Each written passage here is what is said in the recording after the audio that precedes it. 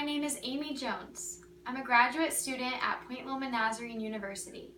This is my action research project proposal presentation.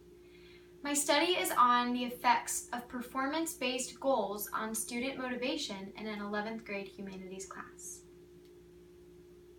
My area of focus is the 11th grade humanities classroom, also looking at motivation as it relates to student performance goals. I will look at goal-oriented motivation. This can be divided into mastery learning goals and performance learning goals. Both of these will be considered in my study. Also, I will look at instructional practices to enhance student motivation. This study will add to a broad research about student motivation. There is substantial research on student motivation regarding data collection through student self-report measures, teacher surveys, parent surveys, and a lot more quantitative data. This field of research would benefit from seeing more studies including classroom observations, rich and detailed descriptions of student motivation as it plays out in a classroom experience. So this study will be useful to secondary educators, administrators, coaches, school counselors, anyone in the field of education. So my research questions are: what are the effects of performance-based goals on student motivation in an 11th grade classroom? Furthermore, what are the effects of exhibition, also known as presentations of learning, on student motivation in this 11th grade humanities classroom? To start off with the literature review, human motivation is a determinant of behavior. It is influential in educational, philosophical, and psychological studies. Motivation is a facilitator of academic success. Many researchers in the field of education concur that this is so. Motivation is critical for all learning. There are some main components of motivation. While it has been widely studied and there are many components of student motivation, some that I'm specifically interested in and have delved into further research on is self-efficacy, interest, and goal orientations.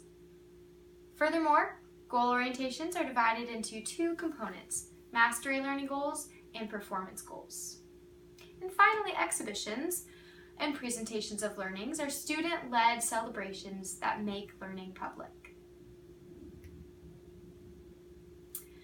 So, for our methodology, the type of study is a case study.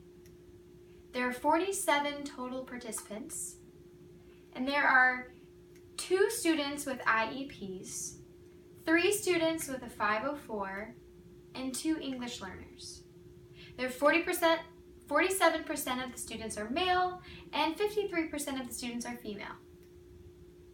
Furthermore, the ages are ranged between 16 and 18. Specifically, 2 students are 18. The rest are 16 and 17 years old. I'll go back. The participant demographics, you can see there are a wide variety. Majority demographics are Hispanic and Caucasian. Next is African American. Then you've got Pacific Islander represented, Vietnamese, American Indian, and Filipino. So for data collection, I'll be using a learning questionnaire. This will be conducted at the beginning of the study in week 1, and it will measure the different perceptions that students have of motivation. Secondly, I'll be doing a behavior chart, which will be conducted twice a week for about 20 minutes during a class. And so one of the lessons will be during a traditional lesson, another will be during a lesson that is more geared toward the exhibition or the goal, the performance at the end of the unit, and comparing and contrasting the difference between student behavior. The behavior chart will also look at examples of student motivation as well as examples of non-motivation in the students. Also, I'll conduct weekly informal interviews, which have been scheduled out to build on itself and to reinforce what the students believe of their motivation, what motivates them, why not, and also I will be conducting field notes. So I'll be writing down to see, how is this working in the classroom? How is this playing out and how am I observing this in the classroom?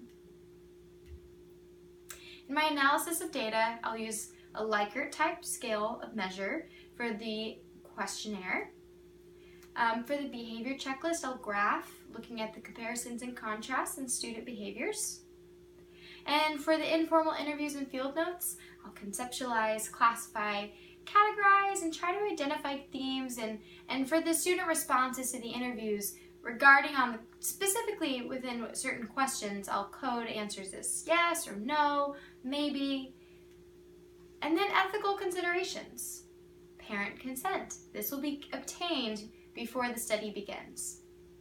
I will keep information confidential and never will student names be used in my study. Also, this is a standard classroom practice, and so there will be no harm to students. Minimal risk because this study has been designed to flow seamlessly into the natural daily life of the students and their classroom practices. And then any limitations outside of the study are outside factors. These students come from a wide variety of homes, and that can change their attitudes from day to day. And finally, student absences. With students missing, that this can be a limitation to the study and providing an authentic description of the classroom.